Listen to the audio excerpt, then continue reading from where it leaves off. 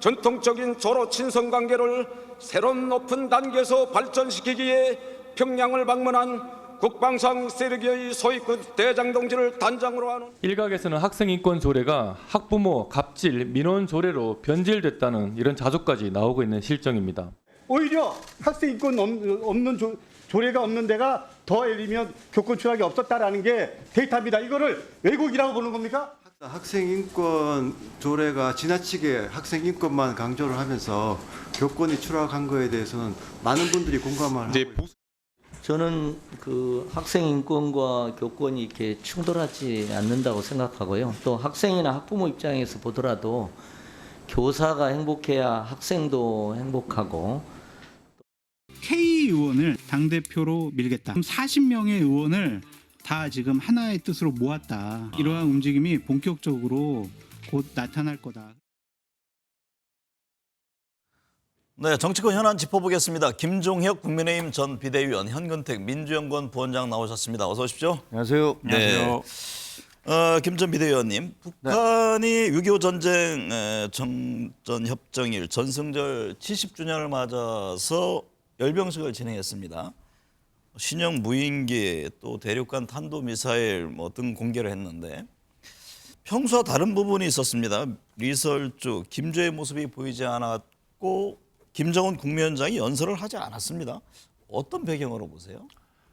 제가 이제 뭐 국방외교 전문가가 아니기 때문에 말씀드리기가 좀 조심스러운데요. 그래서 제가 좀 취재를 좀 했어요. 전날에 전문가들한테 좀 여쭤봤더니 그분들도 하시는 말씀이 북한의 행동을 분석하기 위해서는 적어도 연속적인 것들이 좀 있어야 된다. 그러니까 단 하나의 돌출적인 행동을 가지고서 얘기하기는 그건 쉽지 않다. 이런 전제 하에서 그럼에도 불구하고 얘기하는 게 이번 어떤 70주년 전승절은 그동안에 이제 북한이 소련이 이제 러시아죠. 러시아와 중국 사이에서 줄타기를 하면서 우리는 주체의 국가다. 이런 걸 강조해 왔잖아요. 그나들과 상관없이 우리는 주체적으로 살겠다라고 얘기를 했는데 이제 세계가 과거의 냉전에서 그 탈냉전으로 갔다가 신냉전으로 가고 있다라는 그런 것들의 상징적인 장면을 보여주고 있다. 이렇게 얘기를 하면서 동시에 김주애나 이설주나 이런 분들이 안 나온 것은 러시아에서도 지금 국방장관이 왔잖아요. 그리고 중국에서도 상무위원이 왔어요. 근데 거기다가 아무리 독재국가지만 자기 가족들, 더구나 어린애, 10살짜리 애를 데려다가 그 장소에 참석시키는 것은 그거는 아마 하기가 좀 쉽지 않았을 것이다. 이런 분석을 하시더라고요. 새로운 냉전의 시대라는 말씀을 하셨는데 현근택 부원장님, 이게 중국과 러시아 열병식에 고위직이 참석을 했습니다. 이게 북핵을 대놓고 두둔하겠다는 의미까지 포함되어 있을까요? 그렇죠. 지금 사실은 뭐 새로운 무기라는 건 무인 전략 공격기와 무인 정찰기 정도 나왔습니다만 우리가 항상 유의 있게 보는 게 ICBM이 결국 핵무기 아니겠습니까? 근데 핵무기가 열병식에 대동했는데 중국 대표, 러시아 대표가 동시에 참여해서 환영의 박수를 보내줬거든요. 이 상징적인 의미가 있는데 왜냐하면 중국, 러시아가 물론 뭐 예전부터 북중로가 가깝긴 했습니다만 이 한미일 공조가 강화되면서 약간 반작용으로 있는 거거든요. 근데 중국과 러시아는 사실 유엔 안보리 이사국이고 사실 지금 이제 북한을 제재를 하고 있습니다만 그동안 이제 추가적인 제재는 못 하고 있는 거거든요.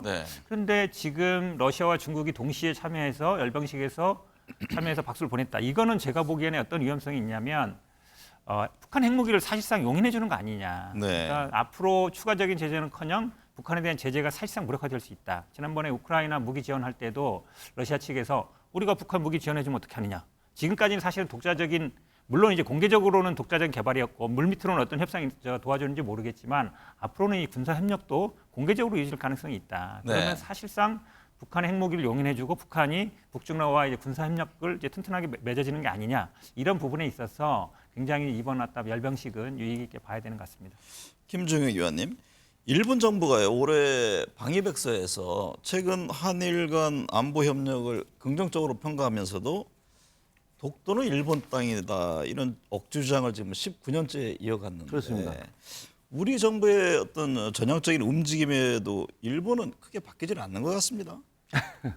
제가 보기에는 그냥 아무런 의미 없는 요식적인 행위에 불과합니다. 왜냐하면 일본 관료들도 일본 정부도 알아요. 독도는 한국 정부가 해방 이후에 지금 몇십 년, 70년 가까이 실효 지배를 하고 있습니다.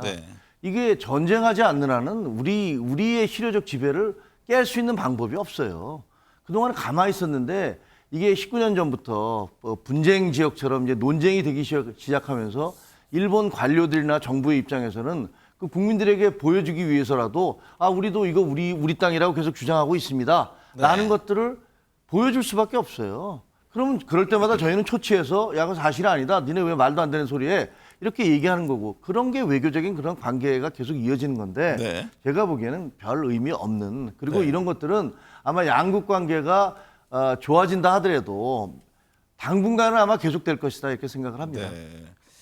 독도 문제만큼 우리 국민들이 가장 민감하게 받아들이는 부분인데 민주당이 보기에는 어떻습니까? 우리가 일본에게 너무 많이 양보해서 그런 건지 일본의 태도에 대해서는 어떻게 해석을 합니까? 그러니까 만약에 지금 말씀처럼 뭐 독도가 아무 문제가 아니고 의례적이다 그렇게 보는 분은 아무도 없어요. 독도는 영토의 문제고 만약에 한일 간에 어떤 심각한 문제가 벌어진다면 그건 분명히 독도 문제로 연유될 거라는 건 모든 국민들이 알고 있습니다. 아시다시피 제3자 변제 문제에 대해서 일본 측 의견을 들어줬고요. 그다음에 오염수 방류에서 마찬가지고요. 어찌 보면 지금 일본에 계속 양보를 하고 있지 않습니까? 이제 뭐 수산물도 수입 금지한다고 하지만 사실상 어느 정도 인정수준으로 가는 게 아니냐라고 대부분 비판하고 있는 거 보면 이 독도 문제에 대해서 좀 더 분명한 태도를 그어야 된다. 물론 뭐 주최하고 항의를 했습니다만 지금 말씀하신 것처럼 일본은 당연히 그렇기 때문에 우리도 당연히 그런다. 이 정도로는 안 되고요. 분명히 선을 그어야 된다. 이 문제는 넘을 수 없는 레드라인이다라고 분명히 얘기해야 된다 봅니다. 네. 근데 그러면 그 문재인 정부에서 그동안에 19년입니다. 이 정부에서만 한 게 아니에요. 그건 알고 있죠, 당연히. 예. 근데 그거를 지금 정부에서 있었다고 마치 무슨 뭐 이것이 윤석열 정부의 책임인 것처럼 말씀하시는 것은 저는 아니라고 보고요. 그리고 그 분명히 우리가 실효적 지배를 하고 있는 것을 일본이 그것을 어떻게 할 수가 있습니까? 뭐 거기다가 뭐 자기들 국민을 보냅니까? 아니면 글쎄 저는 제가 보기에는 그냥 형식적인 주장이라고 생각합니다. 윤석열 정부의 책임이라고 한 적 없고요. 19년 동안 되는 걸 알고 있는데 의례적으로 의식적으로 하는 행위다. 이렇게 평가하는 것은 좀 부족하다 이런 말씀입니다. 네. 서울 양평 고속도로 이야기해 보겠습니다. 야당이 국정조사를 요구하자 여당은 이거 이재명 반탕용 아니냐 이런 주장을 했습니다. 어떤 입장을 갖고 계세요? 저는 그렇게 생각합니다. 네. 왜냐하면 국정조사가 그동안에 뭐 사실 기자 생활을 하면서 오랫동안 그 국정조사가 이루어진 걸 봤지만 저는 우리의 국정조사 시스템이 좀 바뀌어야 된다라고 생각을 합니다. 국회의원들이 앉아서 몇 분 동안 이렇게 자기 발언을 계속하면서 상대방이 발언하려고 그러면 그만하라고 하고 그다음에 뭐 처음부터 시작할 때부터 그 증인 누구를 채택할 것인가를 놓고 그거 갖고 삿바 싸움하다 거의 힘 다 빠지고 문제는 그런 국정조사를 통해서 밝혀낸 게 과연 뭐가 있느냐. 역대에 제가 기억하기에는 정말 기억나는 게 없습니다. 이번에 이태원 국정조사도 그렇게 그 시끄럽게 얘기를 했었지만 결과적으로는 경찰과 검찰의 수사를 통해서 나온 것 외에 단 한 가지라도 더 밝혀낸 게 있습니까? 제가 알기에는 없습니다. 그렇기 때문에 이번 결국 그것도 이태원 국조도 그냥 흐지부지 돼버렸어요. 그 다음에는. 그다음에 후쿠시마도 좀 마찬가지고 제가 보기에는 이번에도 양평 고속도로도 그저 그 요구서 제출하고 그다음에 누구를 나와라 김건희 여사의 친척이 나와라 누구를 나와라 이렇게 떠들다가 결국은 공방만 왔다 갔다 하다가 끝나버릴 것이라고 저는 생각을 합니다. 그러니까 이건 결국은 정치적인 모든 사안을 정치화하고 있는 그런 한 단면이죠. 네. 이게 서울 양평 고속도로 논란 정치 공방으로 번지면서 이 고속도로는 어디로 가는 건지 이제 모를 지경이 됐는데 현 부원장님 이 재추진 논의는 언제쯤 이루어질지 좀 원희룡 장관은요 5월부터 치워야 한다 이런 얘기를 했습니다. 그게 무슨 의미로 보세요? 뭐 야당이나 지금 이제 언론을 지칭하는 걸 보고 있습니다. 야당만 지칭한 건 아니죠. 지금 대부분의 이제 의혹 제기는 이제 언론을 통해서 나오고 있는데 사실은 백지화 한 분이 백지화를 그냥 취소하면 돼요. 사실 뭐냐면 민주당이 무슨 권한이 있겠습니까? 이 고속도로를 추진하는 권한은 결국은 정부에서 갖고 있는 거거든요. 여당 정부 여당이 갖고 있는 건데 이거 민주당이 사과하면 추진한다. 자꾸 이제 어찌 보면 본인 스스로 엎질러진 물을 그냥 담으면 되는데 그에 대한 이제 변명거리를 찾고 있는데요. 저는 오히려 이 문제의 본질은 부동산이 있다고 봅니다. 땅. 결국은 땅을 거기에 갖고 있고 1만 2천 평을 고속도로가 휘인 거 아닙니까? 그러면 그 땅에 대해서 임기 동안에는 뭐 개발을 안 한다든지 백지 신탁을 한다든지 아니면 본질적으로 매각을 한다든지 하면 해결이 되는 거예요. 그러면 해결이 되는 건데 그 얘기는 지금 아무도 못 꺼내죠. 감히 그 얘기를 어떻게 꺼내겠습니까? 땅을 그렇게 사랑하는 분들인데. 근데 사실은 공직자 문제는요. 우리 부동산도 처음에는 주식도 처음에 국회 백지 신탁 얘기 나왔을 때 말이 많았습니다. 네. 왜냐하면 대기업 뭐 오너 이런 분들도 있었거든요. 근데 관련 상임위 피하고 이러면서 이렇게 방법을 찾아갔습니다. 그러면 결국은 공직에 있는 분들이 재산 증식과 공직에 있는 거를 동시에 이용하면 안 된다 이런 공감대 있기 때문에 부동산을 뭐 매각하거나 백지 신탁하는 방법을 찾는 게 오히려 낫다고 보고 있습니다. 네. 이번 폭우 피해 책임을 놓고도 정치권 공방은 치열한데요. 김중혁 비대위원님, 정부가 오송 지하차도 침수 당시 경고음만 23번 울렸고 이게 인재 사고다 이렇게 결론 지었는데요. 어떤 점이 문제였다고 보세요? 아니 뭐 그때 그 박민구 국정상황실장 그 총리실에서 그 네, 국정실장이 네, 네. 발표를 했지만 뭐 한두 가지가 문제가 아니었잖아요. 대표적으로 호우경보와 그 홍수경보가 계속 발령되고 있었는데 거기에 대한 대응이 제대로 안 됐던 거고 임시제방을 설치했는데 임시제방이 굉장히 허술했어요. 거기에 대한 관리 감독도 허술해서 이게 비가 이렇게 호우가 쏟아지면 무너질 가능성이 있다라는 부분들에 대해서 인지가 충분히 가능했음에도 불구하고 제대로 하지 않았고 네. 그리고 그 감리단장이 여러 차례, 10차례나 전화를 걸었는데도 거기에 대한 대응을 하지 않았고 그다음에 경찰 같은 경우는 신고가 들어왔는데 엉뚱한 지역에 나가 있든가 그다음에 그 지역 궁평 2 지하차도에는 나가지도 않고 나갔다고 얘기를 했든가 네. 이런 것들이 보면 총체적으로 상당한 문제점들이 있었다라고 이렇게 확인이 되고 있지 않습니까? 근데 제가 말씀드리고 싶은 것은 이런 문제가 발생하면요. 이거 자꾸 정쟁화하면 안 됩니다. 네. 그래서 항상 하는 얘기야. 야, 윗사람 잘라라. 뭐 대통령이 책임져라. 이렇게 얘기하면은 이게 해결되는 문제가 아니에요. 지난번에 이태원 참사 때도 마찬가지지만 너무나 미스테리한 일들이 많았습니다. 도대체 구청장은 왜 그런 식으로 행동을 하고 왜 경찰 용산서장은 그런 식의 말도 안 되는 행동을 했는지에 대해서 정말 모두가 국민들이 의아해 하잖아요. 이번에 궁평 사고에서도 비슷한 일들이 벌어졌습니다. 그럼 이게 어떤 한 정권의 문제겠습니까? 네. 아니면은 뭐 어떤 그 몇몇 사람의 문제겠습니까? 어떻게 보면 이건 시스템이 부재하고 그리고 우리 스스로도 얼마나 이런 그 재난이라는 문제에 대해서 소홀히 해왔는가라는 것들을 반영하는 것이거든요. 그래서 네. 이걸 자꾸만 정쟁화하지 말고 여기에 대해서 정말로 어떻게 해결할 수 있을까? 다음에는 어떻게 방지할 수 있을까? 이런 부분들의 의견을 모아갈 수 있도록 야당도 도와주시길 바랍니다. 네. 현 부원장님, 네. 정부가 오송지하차도 침수에 대한 책임을 물어서요. 행복청장, 충북행정부지사, 청주부시장 등에 대한 문책을 할 예정인데 이에 대해서 유승민 전 의원이요. 이거 비겁한 세상이다. 왜 아랫사람들에게만 책임을 묻냐고 질타를 했습니다. 그 점은 어떻게 보세요? 그렇죠. 지금 말씀하신 것처럼 이태원 참사 때도 용산구청장, 용산서장까지는 책임을 물었지만 그 위에 서울경찰청장, 그다음에 경찰청장이라든지 아니면 뭐 서울시장이라든지 장관이라든지 이런 분들에 대해서는 책임을 묻지 않았거든요.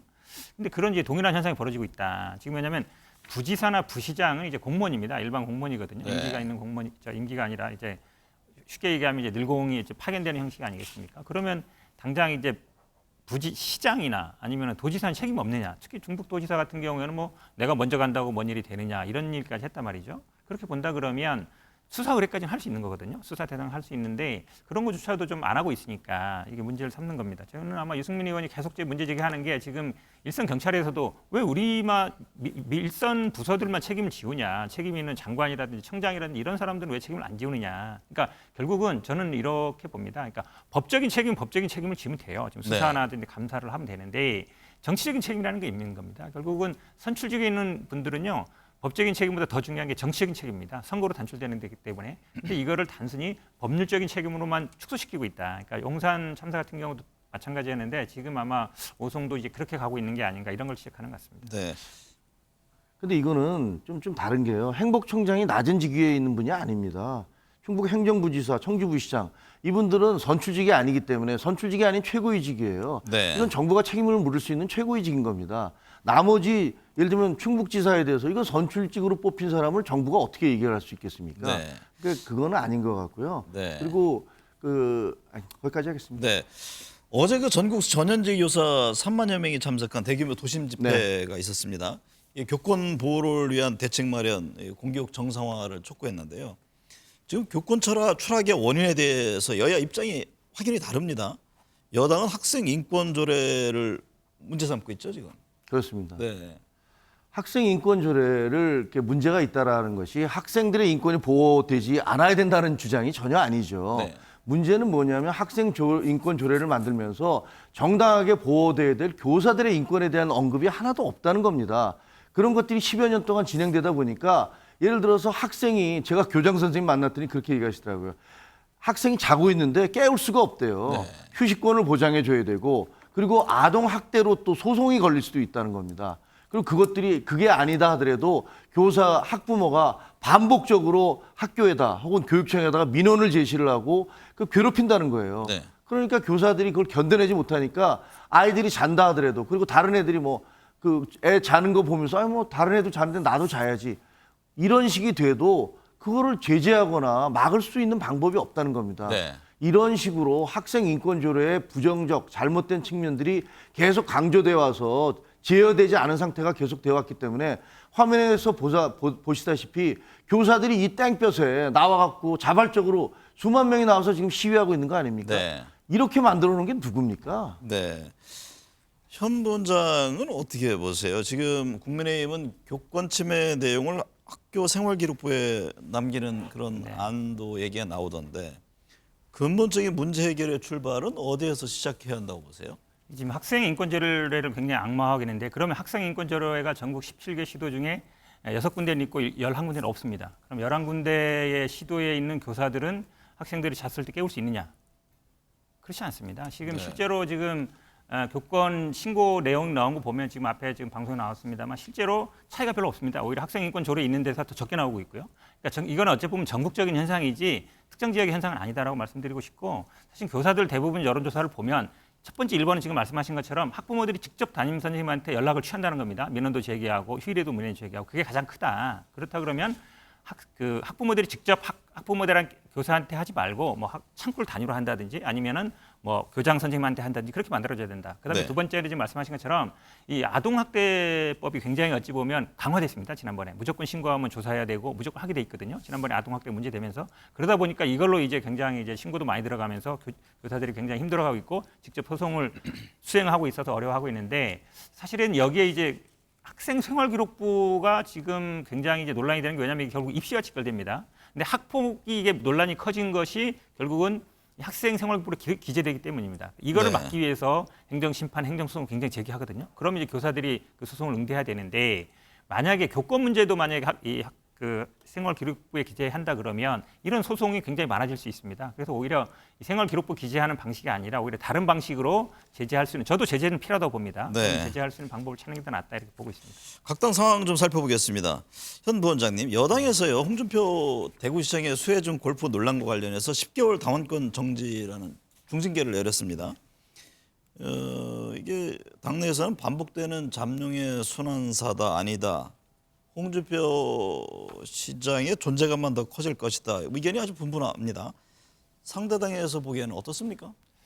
뭐 제가 상대당에 대해서 평가할 입장은 아닙니다만 그래도 지금 국민의힘 같은 경우는 징계가 굉장히 생각보다는 세다. 그러니까 처음에 일단 사과하고 그다음에 뭐 수해 봉사를 하면은 좀 봐주겠다. 이렇게 얘기해서 우리가 뭐 처벌을 할 때 보면 감경 요소가 있고 가중 요소가 있거든요. 감경 요소가 2개나 있었어요. 사과하고 수해 복구가 있었는데 가중 요소는 아마 이제 과하 지역이라는 용어를 썼다는 건데 금방 또 삭제했거든요.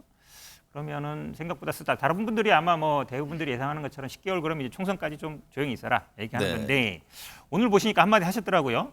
사자는 하이에나 떼가 물어뜯겨도 절대 죽지 않는다. 네. 본인은 이제 사자고 자기를 공격하는 사람들은 이제 하이에나 떼에 비유한 건데 뭐 홍준표 대표가 시장이 이 당원권 정지한다고 해서 가만히 있을 것 같지는 않고요. 근데 네. 어쨌든 본인의 존재감은 당내에서 계속 키우려고 할 것 같습니다. 저도 들어오기 전에 봤는데 뭐 나를 당에서 잡범 취급한다 그러면서 날 내치고 총선이 되겠느냐. 그 직후에는 그런 얘기를 했잖아요. 나는 아직 3년이란 긴 시간이 있다. 3년의 언급의 의미를 김 의원께서는 어떻게 해석하십니까? 아니 그러니까 그 기간이 남은 대선을 염두에 둔 아니, 언급인가요? 대구시장으로서 남은 기간이 3년이잖아요. 네. 그러니까 그 3년 동안에 지금 비록 내가 조금 이렇게 공격을 받았지만 3년 동안 대구시장으로서 혁혁한 공을 세울 수 있다. 그리고 그 다음에는 뭐 누구나 이제 홍준표 대구시장이 대선을 목표로 하고 있다는 건 뭐 다 아는 얘기니까 네. 거기에 대한 얘기를 한 것 같고요. 그다음에 저는 이제 그동안에 우리 홍준표 시장님이 젊은 층으로부터 사이다, 홍카콜라 뭐 이런 얘기들을 많이 들었잖아요. 많은 지지를 그리고, 받으셨죠. 그리고 네. 어떻게 보면 일반 사람들이 생각하기 어려운 부분들에 대해서 아주 과감하게 그런 단어로 공격을 하거나 방어를 함으로써 사람들을 환호하게 하셨던 것들이 사실인데 이번에는 좀 타격을 입으신 것 같아요. 네. 그게 어떤 발언 자체보다는 그 뭐랄까 언론을 대하는 태도 그리고 국민을 대하는 태도 뭐 이런 것들에 있어서 좀 실망감을 주신 것 같은데 네. 그래서 본인이 바로 그걸 느끼자마자 이제 사과를 하고 사흘 연속 그 현장에 가서 뭐 수해 복구에 참여했지 않습니까? 그래서 조금 그런 뭐랄까 그 재기의 시간이 좀 필요하겠다 네. 그런 생각이 듭니다. 여권 내 비윤계 대표 주자로 꼽히는 이준석 전 국민의힘 대표, 유승민 전 의원 움직임 상당히 요즘 속도를 내는 모습입니다. 그 이 전 대표는 여의도 재건축조합이라는 유튜브 채널을 개설했고 유 전 의원은 백지 상태에서 생각하고 있다 이런 말을 합니다. 총선을 염두에 두는 움직임으로 보시니까 그렇게 봐야죠. 지금 네. 모든 정치인의 언행은 다 이제 총선에 가 있다고 봅니다. 다 총선을 염두에 두는 걸 봐요. 어떤 행위를 하든 마찬가지인데요. 근데 이제 좀 특이한 건 이거죠. 이준석 전 대표 같은 경우는 총선 나오겠다 했지 않습니까? 노원병에 나오겠다. 그러니까 노원병에 나오는데 어떤 방식이 될지는 어느 당이 될지 모르겠다고 네. 얘기하는 것 같고, 근데 유승민 전 의원 같은 경우에는 총선 약간 관심 없는 것처럼 얘기하다가 백지 상태라고 얘기하는 거 보면 나갈 수 있다는 거거든요. 그러면 최근에 조금 바뀌었죠. 그렇죠. 기류가. 바뀐 것 같아요. 그러면 이제 염두에 두고 있는 건데 백지 상태라 그러면 내가 꼭 이 당에 예를 들어서 본인이 먼저 나가진 않겠지만 뭐 네. 공천을 신청해서 만약에 안 된다든지 밀어낸다든지 한다 그러면 다른 생각도 할 수 있는 거 아니냐 이렇게 네. 보이는데 결국은 이준석 대표 지금 홍준표 시장은 본인이 징계를 받으면서라도 이준석, 유승민은 끌어안고 가라고 얘기하는데 본심은 아마 이제 본인 생각하기도 당신들도 나처럼 될 거야 뭐 이렇게 네. 얘기하는 것 같습니다.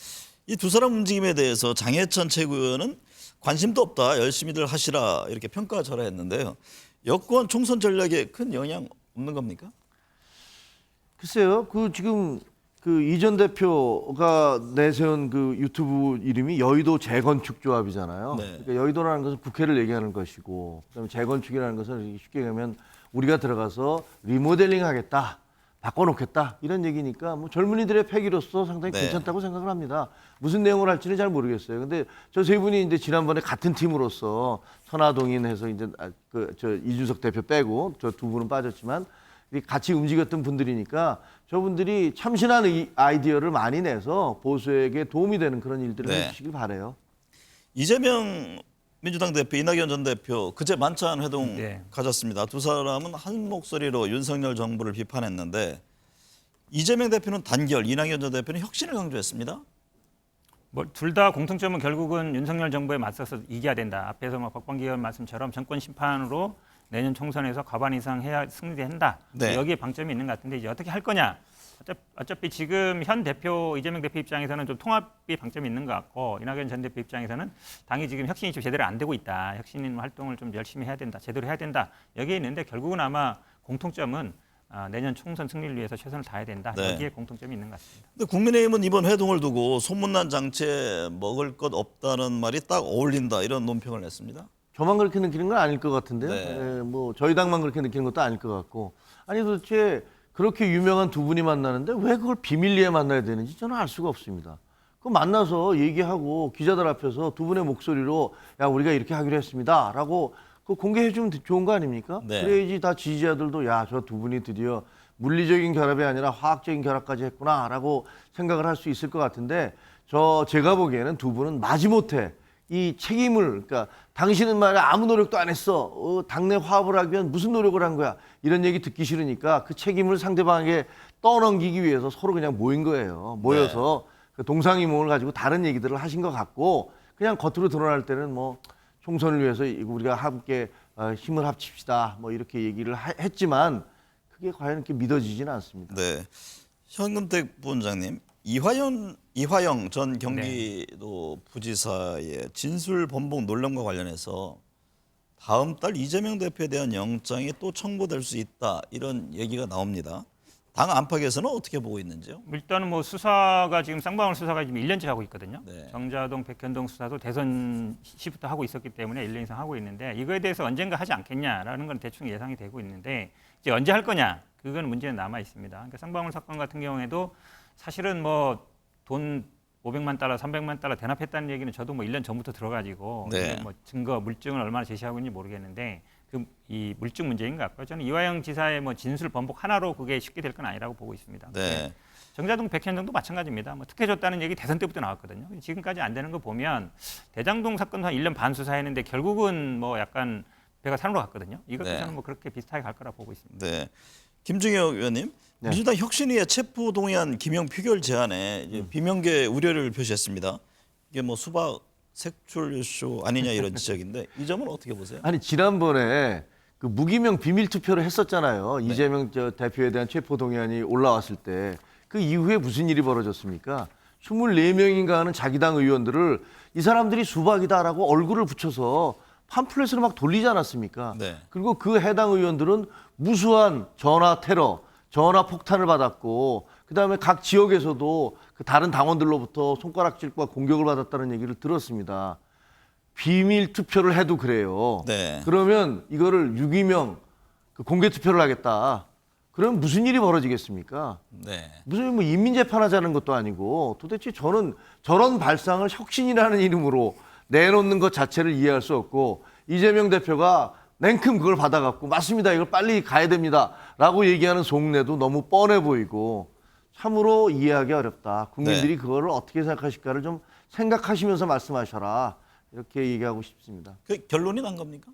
뭐 결론하지 않았는데요. 근데 이 네. 말씀 드리고 싶습니다. 이 기명 투표해야 된다는 얘기는 방송이나 언론에서 얘기하는 분들이 굉장히 많아요. 무슨 네. 얘기를. 근데 그거를 이재명 대표가 얘기했다고 말이 안 된다는 얘기가 아니고요. 이거는 법을 바꿔야 되는 상황입니다. 네. 사실 이재명 대표에게 적용은 안 돼요. 네. 다음부터 그렇게 하자는 얘기이기 때문에 네. 그런 의미로 받아들이면 되겠습니다. 네. 네, 오늘 두 분 말씀 감사합니다. 네, 고맙습니다.